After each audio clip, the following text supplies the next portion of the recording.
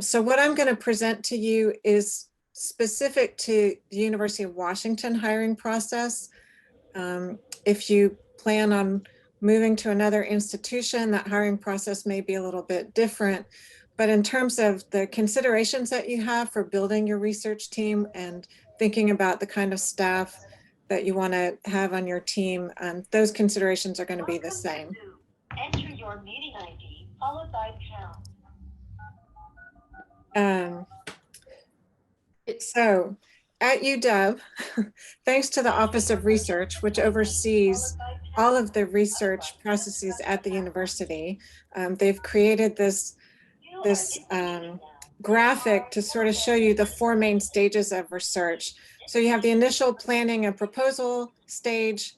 If you get your award, you have the setup, then you have management, and then you have closeout. And so what we're going to focus on really is the planning stage and the setup and management. So when you're thinking about,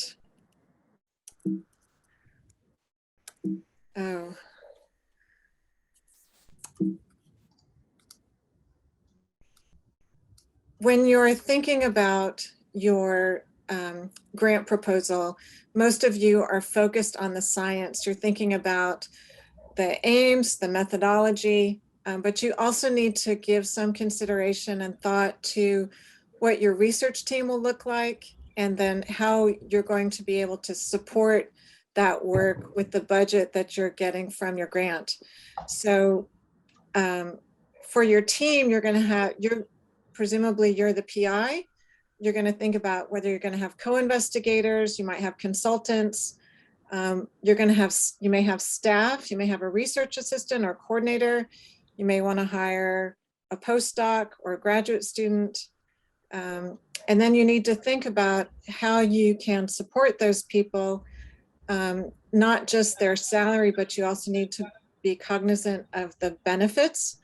At the University of Washington, you have a salary component, and then you have an additional benefit component. And depending on the category of person, the benefit rate will vary. So, so you need to think about that when you're building your budget and thinking about how you're going to pay for your research. If you're lucky, you get the grant award, and then you have to think about hiring. And at the University of Washington, there's an emphasis on diversity. And there are a lot of tools that the university provides to promote diversity, equity, and inclusion in the hiring process. Depending on the type of person that you hire, there may be a probationary period. You want to think about what it means to be a good manager. So once you hire staff, how do you keep them? Do you need to think about performance reviews, and what time frame would you use for that? You need to think about, as you work through your project and you get towards the end, what do you need to think about when you're winding down your project? What does that look like? What do you do if there are problems with your team? What are the resources available to you as a manager? So at UW, the Office of Human Resources has a very nice website with a lot of information, a lot of resources about hiring. It's geared towards managers, but it's useful for faculty and PIs to review. They have information about diversity, information about how to draft a job description, how you think about what kind of skills and experience you're looking for in a person, suggestions for interviewing. There are also new requirements at the university to be vaccinated now for COVID-19. There's also a new requirement for a sexual misconduct declaration. Everyone has to have a background check. You need to consider salary, and as I mentioned before, you need to consider benefits. So a lot of this information is available on this website. And then at the end, I will share with Amy a list of links to the UW website that she can share with the rest of you. So you don't have to take too many notes at this point. So when you think about diversity, you're thinking about a lot of different things. You're thinking about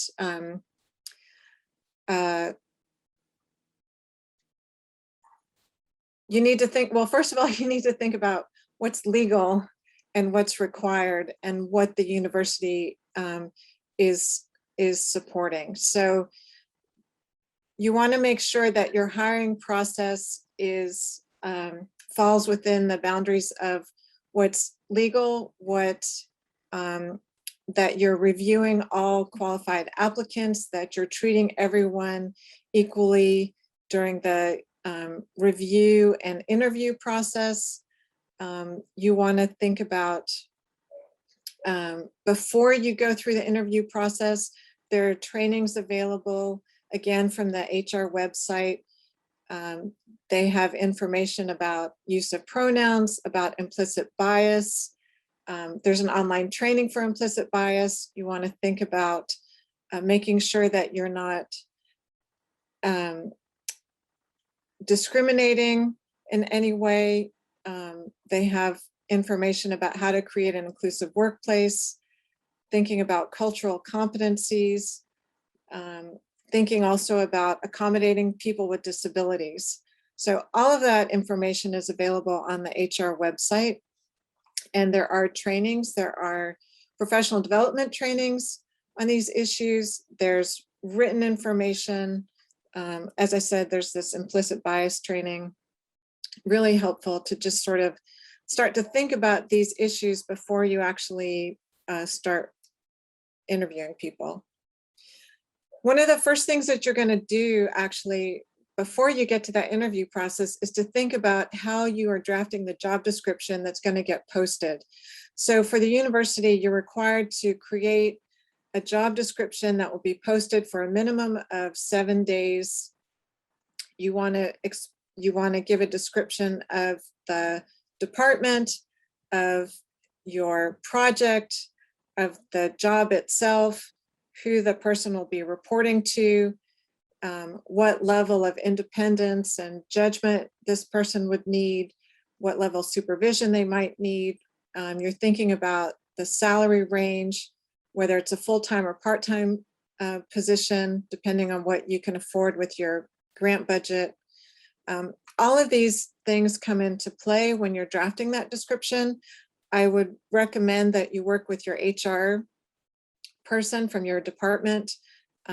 They are very skilled in drafting these. You can also look at the UW job site and look at sample job descriptions for the type of job that you're posting.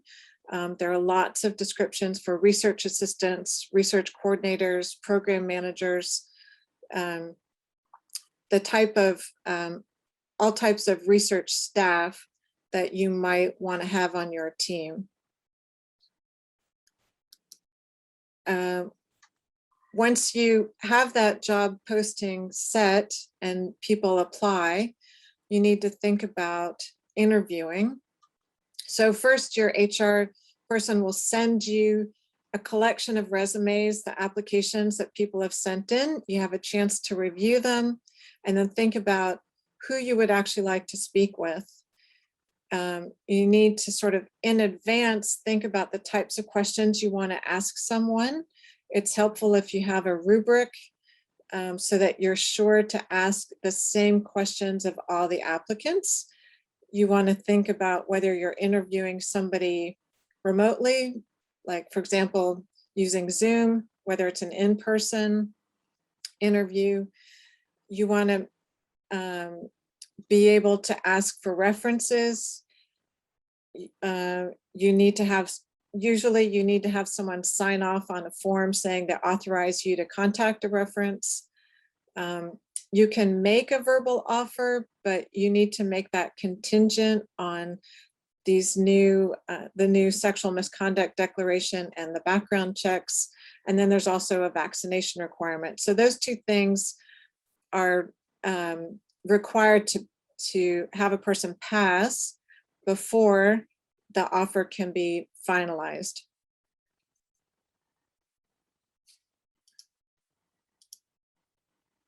When you're thinking about interviewing, you want to be able to explain to the person what your expectations are for the position, what the responsibilities are, what kind of schedule you want the person to work, what are the working conditions, are they in an office, are they out in the field, are they going from site to different places, are they going to be in a hospital? And you need to be able to explain all of that. You need to, as I mentioned before, to abide by the fair employment guidelines, you need to be able to ask the same questions for all the candidates. One important question to ask is, are they able to perform the essential functions with or without reasonable accommodation? And that will help you understand whether that person may need special accommodation to perform the job duties or not, or if they have certain restrictions that or limitations. You want to be able to know that up front so that you can fully assess your candidates. You want to ask if they're able to meet the work schedule that you're offering. You want to think about the types of questions that you're asking. A lot of people think about giving hypotheticals, like, if you were in this situation and somebody said X to you, how would you handle that? Or how do you handle a conflict? You might also ask them to describe an experience that they've had in the past, describe a project that they've worked on in the past, and just, it's another way to, again, assess their experience or assess their ability to approach a unique situation. When you're looking at someone's resume, you want to sort of see if they have any breaks in their employment. You can ask about that. What did you do during these two jobs, or between your finishing your education and starting your job? It's always helpful to ask about experience that may not be included in the resume. It's a chance for people to sort of talk about other experience they may have that they may not have considered as relevant, but that you may find helpful to just get a fuller picture of their background. And it's a chance for them to just sort of talk about their own history and experience that may, again, help you assess sort of the whole person as opposed to very specific skills. And you absolutely want to give them a chance to ask questions of you, to ask about the project, ask about their work environment, or to ask about any other expectations that you may have.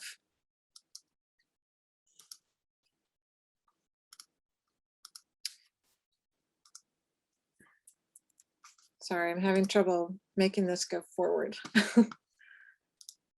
There we go.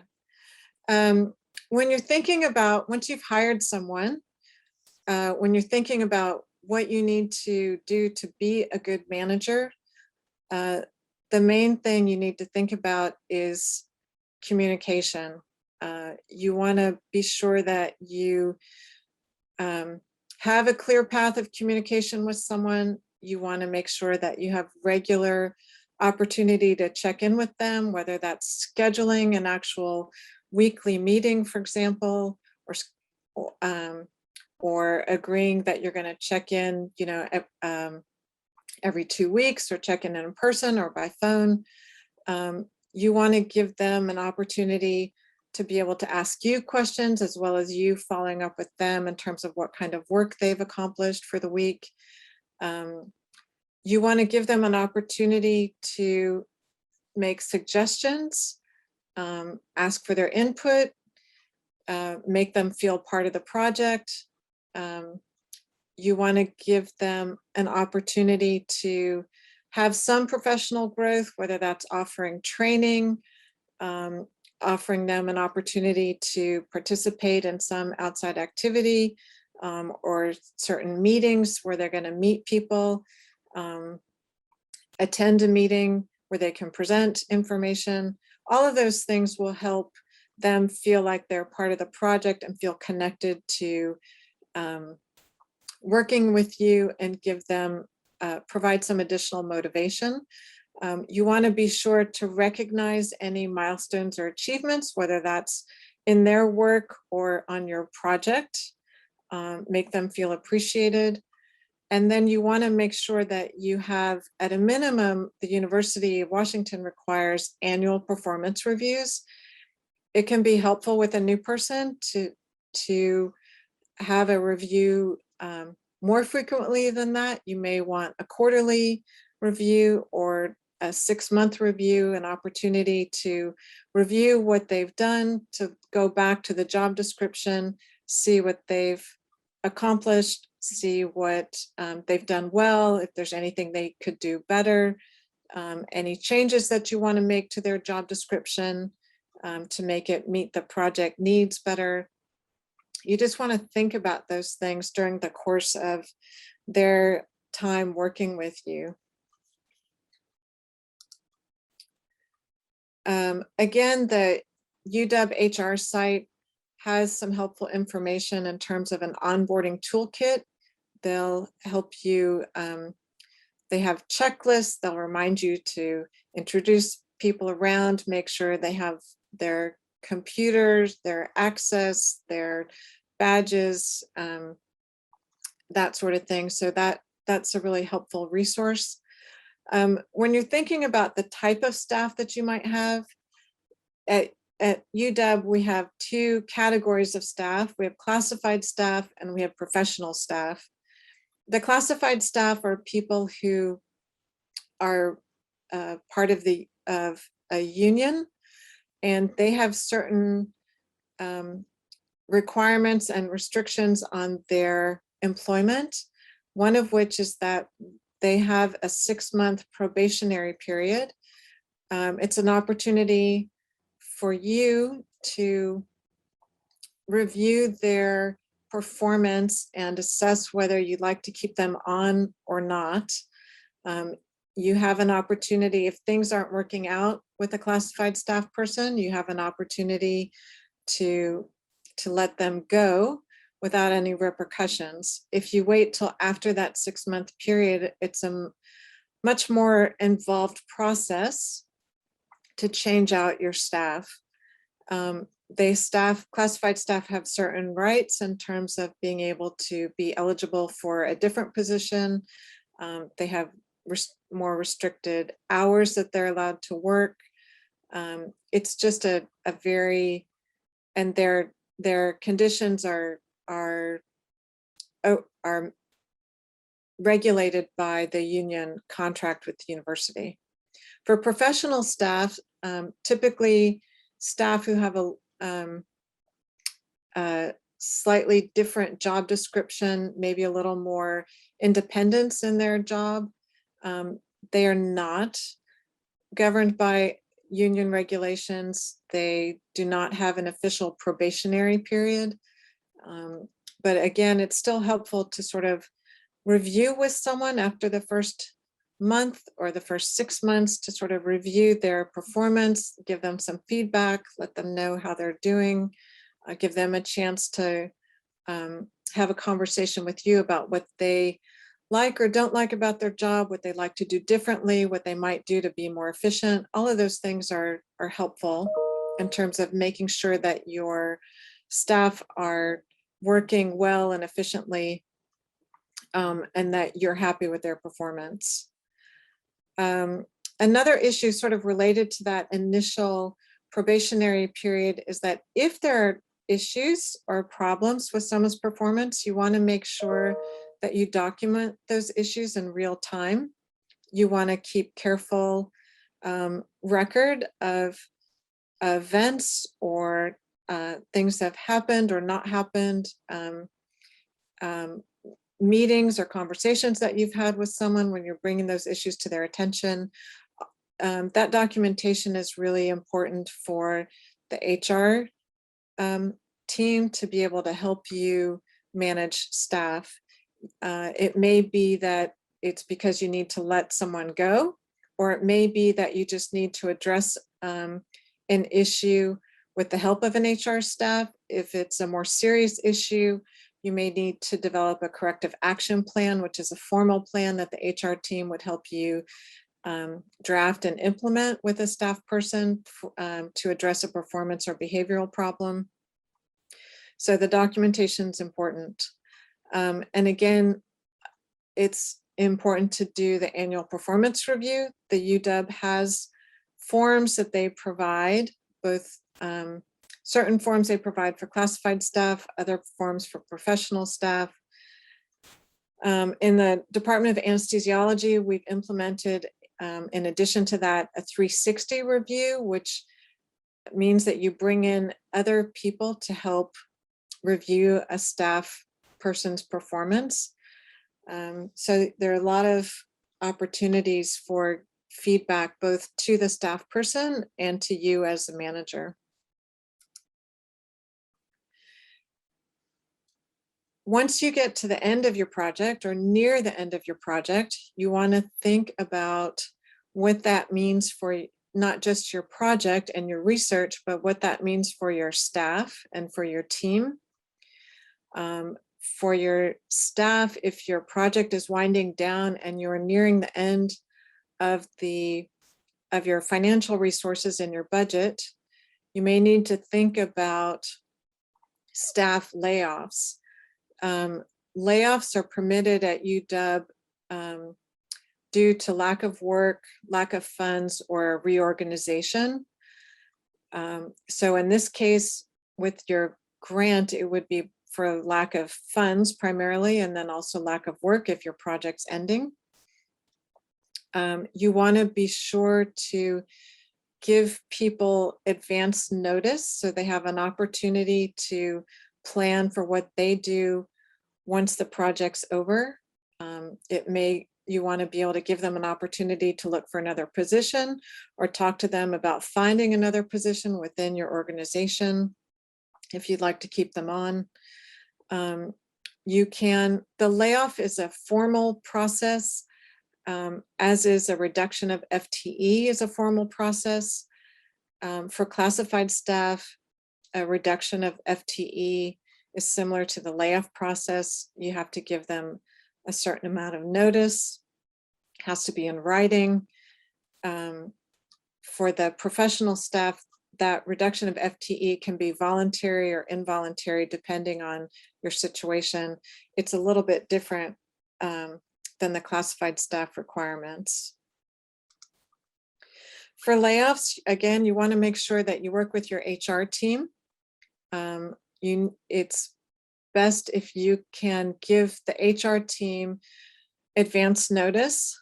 8 weeks is sort of considered the minimum amount of notice that they need to be able to do the administrative work on their end.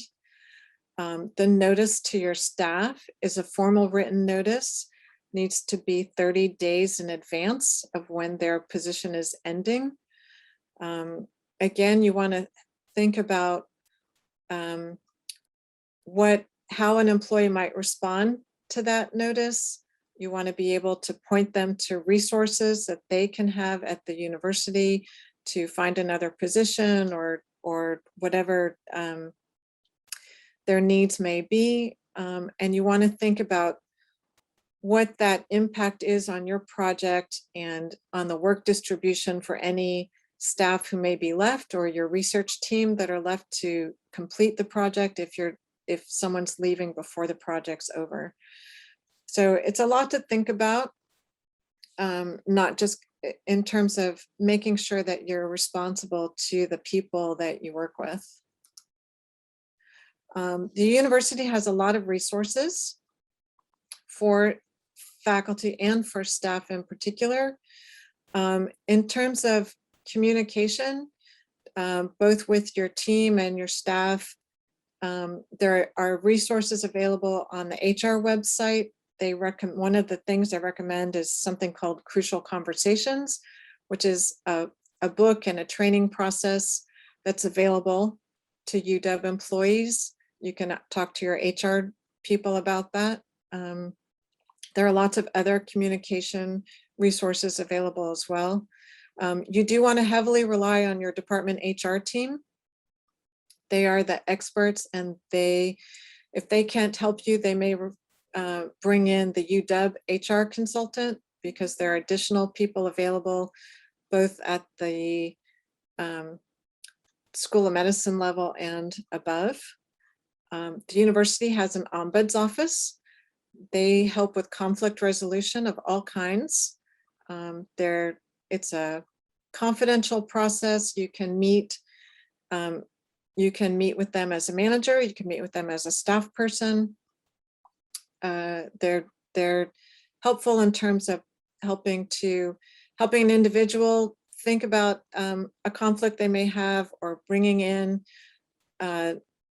all the parties to a conflict and helping to mediate a resolution.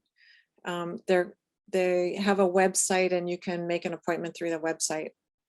There's an ADA office here at the university, and you can contact an ADA coordinator if there are issues related to accessibility. The UCERO office deals with conflicts related to harassment, sexual harassment, and the UW CareLink provides mental health services and referrals for mental health services. And then Safe Campus deals with, is a anti-violence office, and promotes anti-violence training, and offers, again, referrals for services for staff and faculty, students on campus. So the university really has a lot of resources available to help you if a conflict arises. Hopefully not, but it is always there. For our department in particular, you can reach out to me. You can reach out to our HR administrator, Elizabeth Schulte. There's also an email for the HR team. If you're in a different department, or even in a different school, if you're not with the School of Medicine, you can reach out to your department or your school for additional HR resources. So I'm going to stop my share here and be able to answer questions if there are any. Thank you, Harriet. If you guys want to send a question in the chat, you can send it to me and I can read it, or you can unmute and ask questions now. Thank you.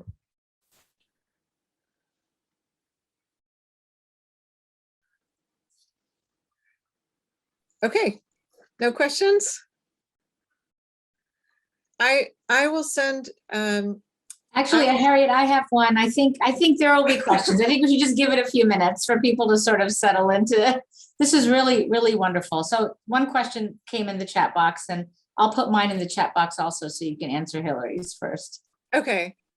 Hi, Hillary. So Hillary's asking about student employees. Yes, students are a different animal. Student employees are great because they're super eager. They can be, as an employer, you can pay them like a regular employee, or you can offer them credit, which is always a help on your grant budget if that's an issue for you. At UW, they can take an independent study to get credit. It requires some paperwork on your end as their mentor that you have to complete and submit to make sure that they do get their credit. If you hire them and you pay them, you can pay them as a standard staff assistant, or you can, some students are eligible for work study, which again is helpful for your research budget. If they're eligible for work study, they have to go through the work study office to do that. Again, it's a little bit of paperwork on your end, but it's not complicated. Generally, as I said, students are great because they're just super eager. And at UW, you can advertise for students on a special website that students have access to. It's different than the primary job site that the university has. It's called, I'm blocking on the name. Oh, it has hands in the name. It's like Handshake. I think it's Handshake is that right? Amy's nodding her head. Handshake is the website that UW uses for students, and you draft a job description and you can describe what the responsibilities are, what the student might learn. And it's a great opportunity to bring in young and eager people who are want to participate in research. Tuition. Yes, for graduate students, if you're bringing on either a postdoc or a graduate student, well, if you're bringing on a postdoc, let me just say that if you're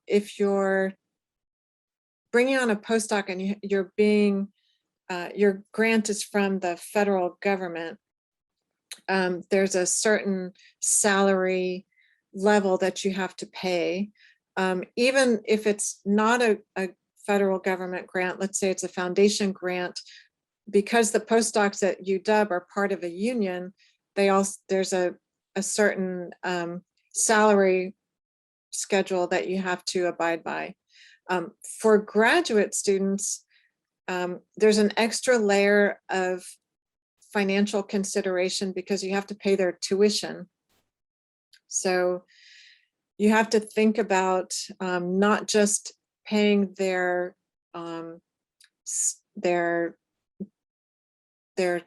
stipend or salary for working with you, but you also have to pay their tuition, and that may range a little bit depending on whether they're in state or out of state. So again, it's another consideration. There are, depending on the type of project you have or the type of work you're doing, there are opportunities for graduate students to have training grants or to be on a training grant where their tuition would be covered and their stipend might be covered, and that can be helpful financially. And Harriet, I have a question, a direct message. Can you discuss salary negotiations and planning for salary increases from a hiring perspective? So for salary negotiation, a lot of it depends on what you can afford on your budget. And then for UW, some of it depends on the level of the job description and the grade level of the job. The university promotes salary equity across the university. So they want to see that certain types of jobs are paid within a similar range. So you have some flexibility for salary to go up or down, but there are limits to what you can offer because of that equity issue. You can negotiate, but there are certain minimums that you have to abide by, again, depending on the job description and grade. If it's a classified job, it actually comes with a very specific salary level. If it's a professional job, it comes with a wider range. Does that answer the question? You also, once you hire someone, to give them a salary raise, for example, you actually have to work with your HR team to do that, because it's a process. It's a very formal process within the university to give someone a salary increase, and it requires some paperwork, some forms. It takes some period of time. So you need to work with the HR people on that. Let's see, what was another question? Another question that Dr. Vavalala has is the time frame that a job is posted. Can you discuss that? Yes, so hiring at the university can take some time. So you really Thank you, Harriet. Thank you. So you really want to think about hiring as far in advance as possible, because I can't speak for other departments, but I can speak for our department for anesthesiology. It takes time. It can take up to 2 months just to hire a basic research assistant. So you really want to think in advance. You can't really move forward with hiring before you get an award, but you can think about, you can do some things in advance, like you can prepare the job description and you can have everything ready to go so that once you get the award, it can be posted. The legal requirement is that a job be posted for a minimum of 7 days. Typically, you'll see that jobs on the UW site are posted. It will say open until filled. But you can also limit the time if you, for example, if you have someone in mind who you'd like to hire, it can be difficult to do a direct hire, but you can limit the time that a job is posted to try to limit the number of resumes that you get. But you do still have to review all the resumes you get and interview qualified people. So just the part of the issue is that there are layers within the department in terms of having a job position reviewed and approved before it gets posted, and then it gets posted, and then also having the UW HR team review and approve a position, because they review the description, they review to make sure that it's the correct grade, that the salary, there's a compensation group that reviews to make sure that the compensation matches the description. Again, they're looking at pay equity issues. So for a job description to get past all these different groups, it can take several weeks, and then it gets posted, and then you have time for interviewing and then hiring because of these additional background checks, the vaccination, the sexual harassment and discrimination, and then the general background check. Those also take several days. So by the time it takes to just get through that adds another week or two. So you're easily looking at 6 to 8 weeks to hire. Oh, sorry, There's Harriet. There's a question about students. Yeah, Christine mentioned that, yes, for undergrads, for example, they are capped at 19.5 hours. So you need to think about that. You're thinking about part-time positions. Unless it's the summer, students are allowed to work full-time in the summer. Let's see. Yeah, there's a few comments, but another question is, what are some errors faculty make in the hiring process? So I think the biggest thing is being in a rush to hire and taking the first person that you talk to. You really want to make sure that you're finding the right person for the job. You want to think about their experience. You want to think about whether you want them to have more experience or less experience, and you want to train them. You want to think about whether they're capable of, of what level of independence you want them to have, what familiarity they have with UW systems or with certain environments, like being in a hospital. Are they trainable? Are they interested in learning more? Maybe they're overqualified? If they're overqualified and they're going to be bored, it's going to be an issue. Or if they're overqualified, maybe they're not going to stay for very long and they're going to look for the next job. You want to avoid that turnover as much as possible, because it's time consuming to bring someone on board and to train them. You don't want them to leave as soon as you've gotten them trained and familiar with all the things that you want them to do. So you really want to think about making sure that it's people are a good fit as much as possible. Thank you. And one more question. Yes. Is our employees offered UW credits to take courses? So if someone's a full-time, I think they have to be at least half-time. If someone is at least half-time, they're eligible to take a UW course. It depends on the course. They're not, I think you have to, your line in terms of registering for a course, you're like after all the students. So you don't get the first, if it's a popular course and it's full, you're out of luck as a staff person, unless you talk to the instructor. But yes, you are eligible. It's one of the benefits of being a UW employee is that you are eligible for to take, I think, at least a course per quarter.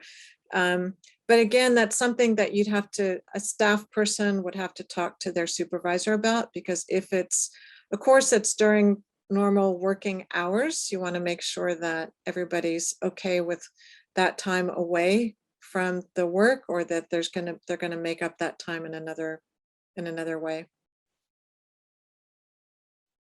Is there another question? Any other questions? There's just some comments with that. Did that answer that for everyone?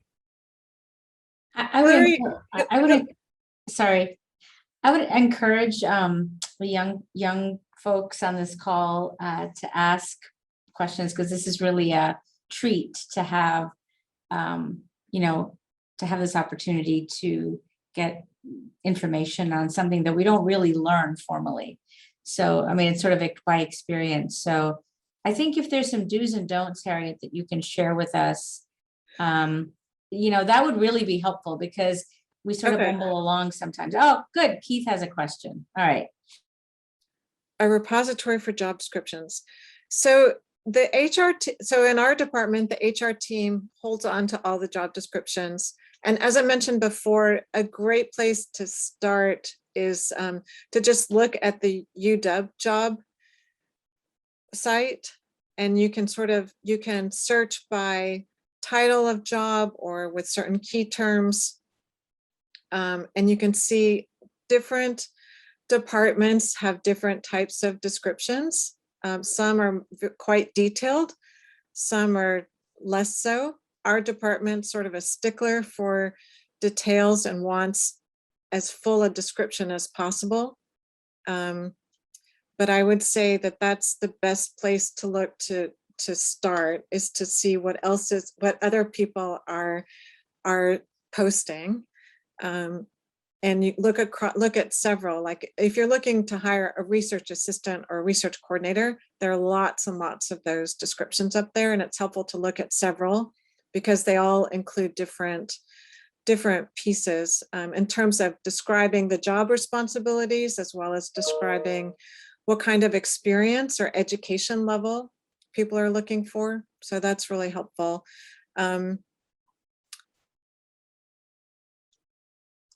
Let's see.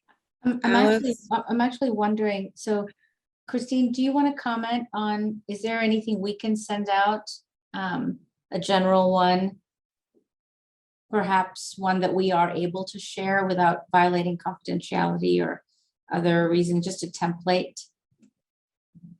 I can in addition to a list of links, I can share some of that. I can share a template for a job description. Oh, that would be great. I think if you and, could send it to Christine. Yeah, thank you. Yeah, Yes, some of the put together some of this information. Let's see, Alice asked a question about real options for staff.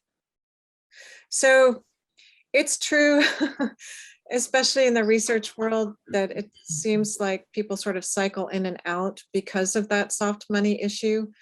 I would say, in my experience, HIPRC and Monica generally did a really good job with trying to hold on to good people and trying to find ways to move people from one project to another, to maintain that talent within the center. It's also helpful to sort of talk to your colleagues or your collaborators to see if they have other projects or know of other opportunities. It's possible at UW, for example, it's possible to share someone, to have them split their time between 2 different projects, for example. They can split across departments. That's totally doable. People do that sometimes for financial reasons. If you think you can only afford to hire someone half-time, and you have a colleague who's looking for another half-time person, you can share that person. Sometimes that can help extend somebody's stay or opportunity to work with you. But it does require you to sort of always be thinking one step ahead about what your next project might be, or what another opportunity might be for a staff person whose skills you value. There's a question in the chat from Chelsea. How do you ensure that your recruitment efforts or posting efforts are inclusive and diverse, and who they are reaching as potential applicants? So one thing that the UW HR site talks about in terms of trying to expand the pool of people who might apply for a position is to make your descriptions specific, but there's a part of it, the description, that asks for education level and prior experience, and sort of the minimum requirements for experience and the desired qualifications for experience. And so when you think about what the minimum is, you can say you absolutely want someone with a bachelor's degree, for example, or you can say a bachelor's degree or prior work experience or equivalent work experience. And that's a way to sort of broaden the pool a little bit for someone who may not have completed their bachelor's, but may have good work experience. And so you're a little less rigid on that educational component, for example, and being more open to life experience, for example, or different kinds of work experience. We as an academic institution, we tend to sort of think of academic achievements, but you don't necessarily, if you're not super rigid about somebody's educational level, you are really opening up the opportunities a little bit more. You also want to think about, as I mentioned before, you want to think about sort of developing a rubric for evaluating people. You want to think about that implicit bias training, for example, so that you are more aware of your own potential implicit bias or biases when you're talking to people or interviewing people, or even just reviewing a resume, and how you are looking at somebody's background and experience. And then there's another question from Amy Gallagher. About accommodations. Yeah. Right. So what the question that you are allowed to ask is, would you require, are you able to fulfill the responsibilities of this position as presented to you without accommodation, or would you require accommodation? And as long as they can, but you're not allowed to ask, what's your specific disability? So that, again, that's something to think about. You want to make sure that the questions you're asking are within the realm of what's legal or not legal. So for example, you're not allowed to ask a woman if she's pregnant or if she's planning to become pregnant, you can't ask that. But if you ask the question, can you do this job without, accommodation, or would you require accommodation? What kind of accommodation do you need? Maybe someone says, well, I need flexibility in my schedule because I have small children and I have to deal with childcare, have to leave by a certain hour every day. Then that's sort of how you would get that information, how you would extract that information from someone, by asking the question that way. But you cannot ask, do you have small children? So you have to ask a very broad question, and see what kind of answer you get. Again, like, it's brand new, for example, that you can ask someone if they're vaccinated. You couldn't ask that a couple weeks ago, but since the governor instituted this mandate that state employees be vaccinated, you can now ask in an interview here at UW, have you been vaccinated? Because you have to show proof of vaccination to be hired. So you just have to make sure that what you're asking is within the realm of, what's allowed. Thank you, Anybody? everyone. I know, just for time wise, if there's one more question that wasn't answered, possibly in the chat, or anyone have any outstanding questions? Okay. Thank you. Thank you for this opportunity. And I will share some additional links and information with Amy, and she can distribute. Perfect. Thank you, Harriet. And we will also be sending everyone like an exit survey to this presentation. It's very helpful for us to get input to continue these. So if you will complete that as the time will state, that would be helpful for us. So thank you. Thank you, Harriet. Thanks, Nice to see you.